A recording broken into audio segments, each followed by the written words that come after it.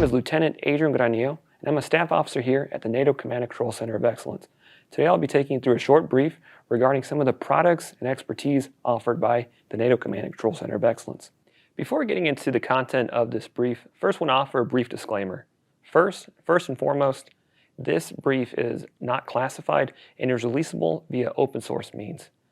And with that, the views and opinions expressed throughout this brief are the opinions of the NATO Command and Control Center of Excellence and not necessarily that of NATO as a whole. I'll go into later discussion about why those are independent of one another, but it is important that these are not necessarily the views of NATO. First, it's important to go through the agenda for today. First, I'm going to take you through a brief overview of what COEs across the board offer across NATO.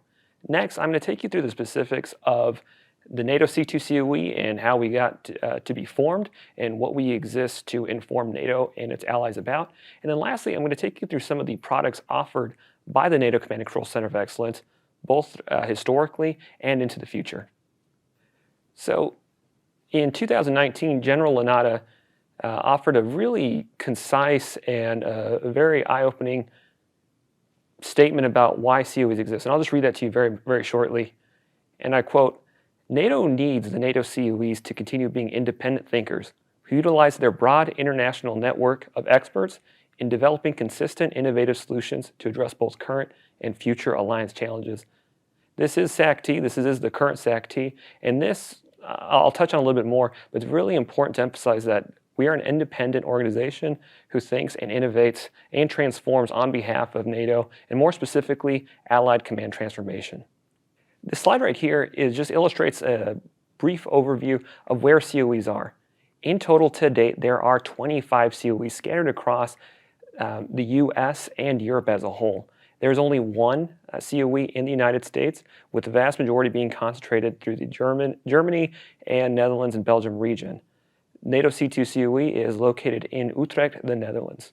While this slide right here might be a bit peculiar, it actually illustrates a really good point about NATO C2Coes. We exist on the edge of NATO, and what that really means is NATO and our NATO partners are allowed to consult and to help direct some of our program of work on a year-to-year basis, but they cannot influence the work that we do.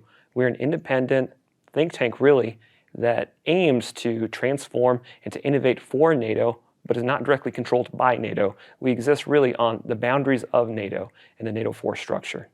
And just to elaborate on some of those principles that define COEs, first and foremost, COEs are open to NATO allies as well as our allies in organizations like the Partnership for Peace and the Five Eyes countries. So it's not just limited to NATO itself. Anyone who really adheres to the NATO core values is eligible to be a part of a COE. Another huge advantage is it's of no extra cost to NATO. Sponsoring nations, or the host nation as they're more commonly known, do provide the bulk of the funding for these, and it is separate completely from the purse of NATO. Third, all the work that we do does not duplicate or compete with NATO. It strictly supplements and complements a lot of the work there. We are independent, and so if there are individual thoughts, we'll keep them separate, but we're never there to compete with ongoing NATO doctrine development. The fourth point that is important to make, we also adhere and we conform to NATO standards, whether it be STANAGs or principles outlined in the Allied Joint Publications. We're not going to go off on our own tangent. We're going to strictly adhere to what's been set forth by NATO and its partners. And lastly, there's a clear relationship between our sponsoring nations and the commands throughout NATO. It's outlined in our Memorandum of Understanding, but the actual role that every partner plays is clearly outlined, and it'll be illustrated in a future slide. Right here is an illustration of really the principal areas that all COEs strive to be active in. Part of our NATO accreditation, every COE needs to be at least active in 3 of the 4 pillars that I've outlined on this slide, whether that be education and training, analysis and lessons learned, doctrine development, and concept development. These are one of these 4 pillars, or excuse me, 3 of these 4 pillars have to be adhered to be an active component within the COE organization. Right now, the NATO C2Coe is active in some way or another in each one of these pillars, while we're currently developing the education and training. and I'll speak to that in a little bit later slide. Right here on this slide, you're going to see an illustration of the relationship specific to the Command and Control Center of Excellence, but this sort of relationship exists amongst all COEs. On the left-hand side of the screen, you're going to see that there's a consultation and coordination component as it pertains to the way that we interact with specifically Allied Command Transformation. They will consult with us, they will coordinate with us on efforts that they deem necessary to NATO C2 development and transformation. Like I talked about earlier, they cannot directly task us to do anything, but since they are really the finger on the pulse, they can help guide us and direct us for our ongoing program of work.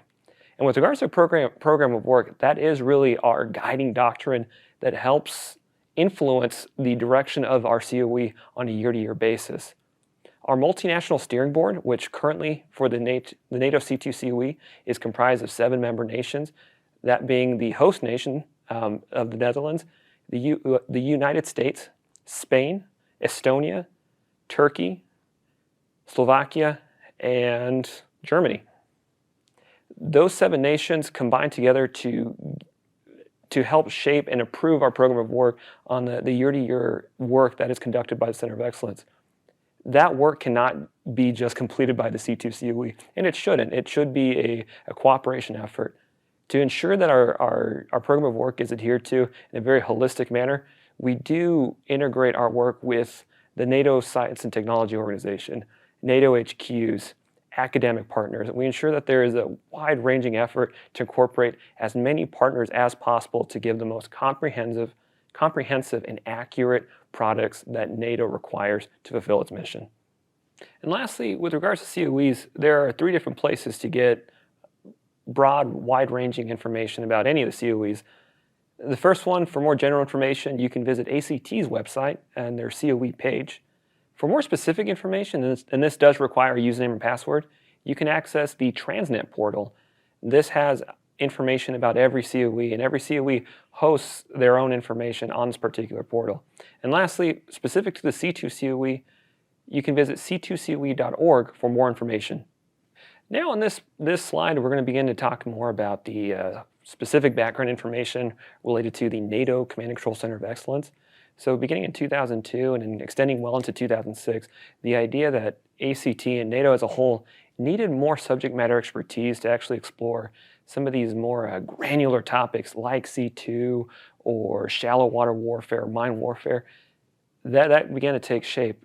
The NATO Command and Control Center of Excellence actually was formally approved by ACT beginning in 2007. It wasn't until 2008 that we actually achieved our ACT NATO accreditation, a reoccurring cycle that ensures that all COEs are still abiding by the tenets set forth in the previous slide. With the initial membership, the United States didn't join until 2010, as well as Estonia being in 2013.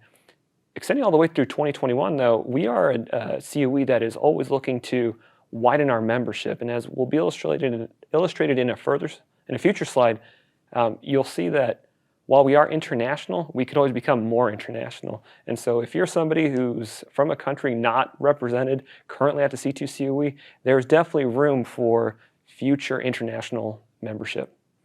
And as I stated earlier, the NATO Command and Control Center of Excellence is located in Utrecht, the Netherlands, and this is a prime spot not only for the center members, but for anyone traveling through the Netherlands as a whole. Utrecht is a hub for transportation, especially the train system, and is conveniently located about 30 minutes away from Amsterdam. We are currently located at the Kromhout Barracks, right across from FC Utrecht Stadium, and right in the prime heart of Utrecht. And as you'll see right here, this is actually a picture that depicts our exact location. And as promised earlier, here is a brief snapshot of our current organization chart for the Command and Control Center of Excellence. Our directorate position is filled by the host nation, a colonel from the Netherlands Armed Forces. And then we have 5 sections ranging from support, which is filled entirely by members from the Netherlands. We have our operational assessment, doctrine development, analysis and concepts, and one that's still very much in development is our education and training branch, which I will get to in a later slide. This slide right here is just our vision and our mission statement as dictated by our directorate from actually 2017 onwards. I'm not going to read this to you, but the big takeaway is our biggest mission here is to give applicable knowledge to the NATO community as a whole. That's NATO as well as our allies. And right here, when actually looking at the focus area as defined by the C2COE, it's important to look at the actual construction of the strategic, operational, and tactical levels. While we do have some interest in the strategic and tactical levels, our primary area of focus is with the operational level. And when you actually break that down in the sub-disciplines that are of importance to the C2COE, it really goes down to the C2 structures and processes, the information and knowledge management component, as well as the human factors. There are many different projects that factor into this, whether it be multi-domain operations or supporting interrelationships, but that is the level that we are most geared towards addressing. And for a more practical, specific example, organizations like Joint Force Command Brunson or Naples are two organizations that get a lot of attention from the NATO Command and Control Center of Excellence. And now, I'm just going to quickly take you through some of the ongoing projects that are fulfilled by the NATO Command and Control Center of Excellence and some of the contributions that we've made to NATO and our allies over the past 3 years. And one of the first projects I want to talk about is our contribution to the NATO Force Structure Joint Task Force HQ Handbook. This is a handbook that is reviewed every 2 years, and it is a collaborative project between the Joint Analysis Lessons Learned Center, Joint Warfare Center, Stavanger, Norway, and NATO Command and Control Center of Excellence. And this really combines best practices, lessons learned, and observations from NATO exercises from all these three organizations to give us a really comprehensive document for NATO warfighters. Now, one of the projects that was developed back in 2018 and was released through 2019 was a two-part study commissioned by the NATO Command and Control Center of Excellence called The Future of the Command Post. This is a two-part study, as I mentioned before, that one looked at some of the ways in which operational HQs and staffs worked with technology, worked in a single environment, and measured some of their attitudes about using technology and working in a more dispersed manner into the future. Part one, just from initial insights, really revealed that people are receptive to using technology, and that right now, the way that the current NATO HQ is comprised, at the very least, it represents a target to our adversaries, and that the future of warfare will dictate that a dispersed HQ is the wave of the future whenever projecting for mission security and mission safety. Looking at part two, this was a bit of a different approach, but the NATO Command and Control Center of Excellence actually went out to the Slovak military academy and had the ability to interview and survey not just senior leaders, but also cadets to gain insight into the way that they saw command and control. And not surprisingly, people see technology as being as a multiplier, a federated force multiplier across the board. But one thing that was maintained throughout the entirety of this study was that even though people see the rise of AI and technology as a contributing factor to being more efficient in C2, they still see a place for humans, for a commander in the loop to ultimately make decisions. And one of the ways that it was kind of best summed up was, at the end of the day, I want to look someone in the eye and know that the information I'm getting is right. And that's just something that they feel they can't do with technology at this moment. And building off of the Future of the Command Post study, the NATO Command and Control Center of Excellence started to build off this idea of a demonstrator to kind of demonstrate some of the input that we received from this study. And it all culminated in the Multi-Domain Operations Command and Control Demonstrator. And really what this aimed to do was to apply state-of-the-art technology and to innovate a commander C2 cycle. In a more practical sense, what this involved in the prototype phase was using virtual reality to place an officer, a commander, in an environment where it mimics what they're familiar with, a battle staff room, but while also giving them the information that they need in near real time. So while this might not be the area that future warfare gravitates towards, it at least gives them a glimpse into the way that technology can be used in a more efficient manner. And what you'll see here on the slide is an actual picture taken from the command and control demonstrator that illustrates the inside of a room, complete with slides pertinent to what they need to know, real-time data, and an interactive map that gives them an idea of their JOA as well as some of their CCIRs. And now for some of the impacts of COVID have been evident to everyone, and that's why I'm not able to be there with you right now. One of the ways that we've gotten around this is through the introduction of our C2 and Beyond podcast. This is a collaborative effort amongst not just the NATO Command and Control Center of Excellence, but also some of our NATO partners, as well as partners from industry, to deliver information to the C2 field that is relevant to our audience. This podcast is available currently on our c2coe.org website, as well as really any platform that you get your podcasts from. Some of the topics that we've covered to date include FMN, the evolution of C2, as well as information security in national military domains.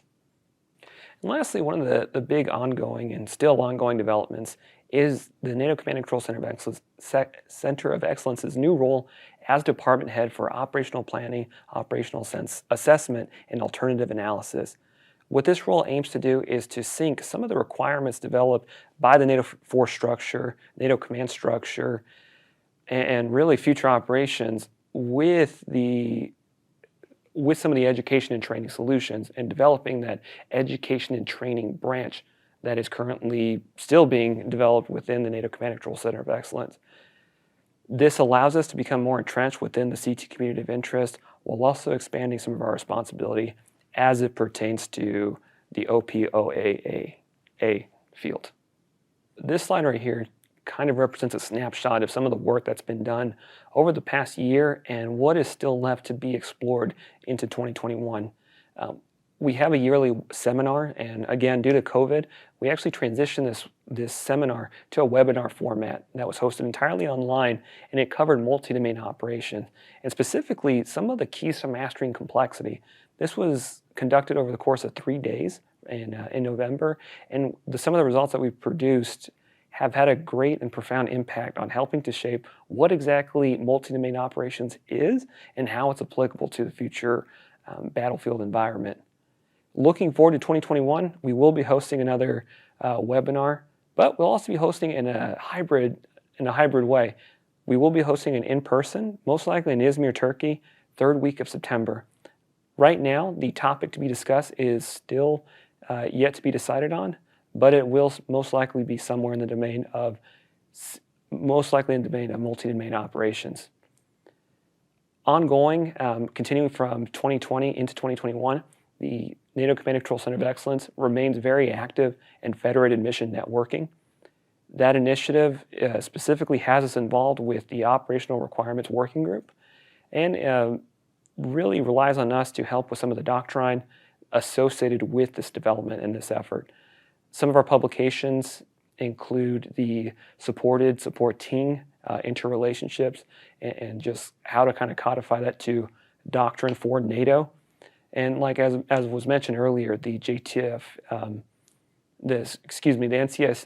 JTF HQ Handbook Revision 3.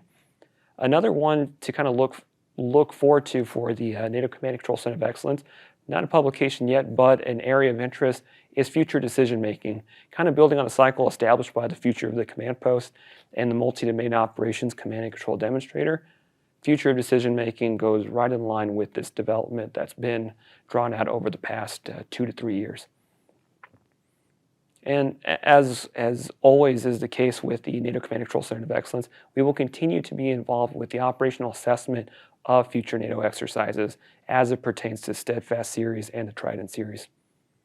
And finally, thank you for your time and your attention, and just taking the opportunity to learn a bit more about command, control, and consultation.